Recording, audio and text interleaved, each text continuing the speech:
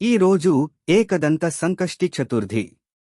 సంకష్టి అంటే సంకటాలను తొలగించేది.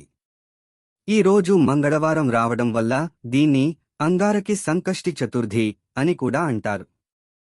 హిందూ పురాణాల ప్రకారం మంగళవారం వచ్చిన సంకష్టి చతుర్థి చాలా శక్తివంతమైనది. ఈ రోజు ఎవరైతే ఉపవాసం ఉండి సాయంత్రం చంద్రుడిని చూసి గణేశుడిని పూజిస్తారో వాళ్ల అప్పుల బాధలు, కష్టాలు మరియు గ్రహ దోషాలు తొలగిపోతాయి అని గట్టి నమ్మకం. నమస్కారం అందరికీ. ఈ రోజు మనం ఎంతో పవిత్రమైన రెండు చతుర్థుల గురించి తెలుసుకుందాం, అంగారక చతుర్థి మరియు ఏకదంత చతుర్థి. ఈ రెండు రోజులు కూడా లార్డ్ గణేశాకు ఎంతో ప్రీతికరమైనవి. పురాణాలలో చెప్పిన అసలు కథ ఏమిటో ఇప్పుడు తెలుసుకుందాం. పురాణాల ప్రకారం భూమాతకు ఒక కుమారుడు జన్మించాడు. ఆయన పేరు అంగారకుడు, మంగళ గ్రహానికి అధిపతి. చిన్నప్పటినుంచే అంగారకుడు గణేశుడి భక్తుడు. అతను కఠిన తపస్సు చేసి గణపతిని ప్రసన్నం చేసుకున్నాడు. ఆ తర్వాత గణేశుడు ప్రత్యక్షమై వరం అడగమన్నాడు.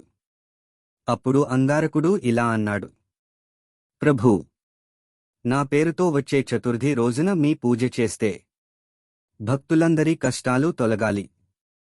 గణేశుడు ఈ వరం ఇచ్చాడు. అందుకే మంగళవారం వచ్చే చతుర్థిని అంగారక చతుర్థి అంటారు. ఈ రోజున పూజ చేస్తే అడ్డంకులు తొలగుతాయి, కుజ దోషం తగ్గుతుంది, విజయాలు వస్తాయి. ఏకదంతుడి మహాత్యాగం. ఒకరోజు మహర్షి వేదవ్యాస్ ఒక గొప్ప సంకల్పం చేశాడు. మహాభారతం అనే మహాగ్రంథాన్ని సృష్టించాలని. కాని దాన్ని వ్రాయడానికి ఎవరు?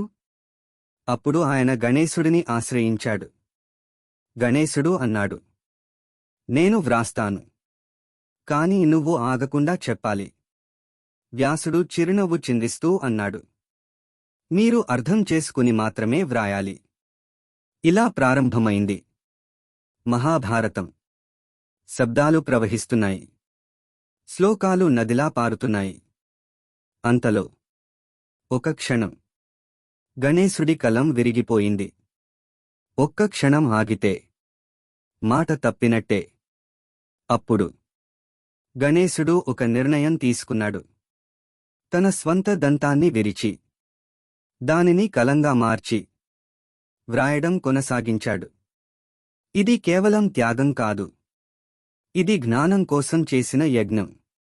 అప్పటినుండి గణేశుడు ఏకదంతుడు గా ప్రసిద్ధి చెందాడు. ఏకదంతుడి కథ మనకు త్యాగం విలువను నేర్పుతుంది. ఈ రెండు కలిసినప్పుడు మన జీవితం మారుతుంది.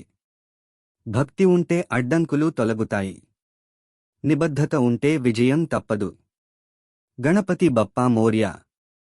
మీకు ఈ కథ నచ్చితే లైక్ చేయండి. మరిన్ని ఆధ్యాత్మిక కథల కోసం మన ఛానల్ని సబ్స్క్రైబ్ చేయండి. ధన్యవాదాలు.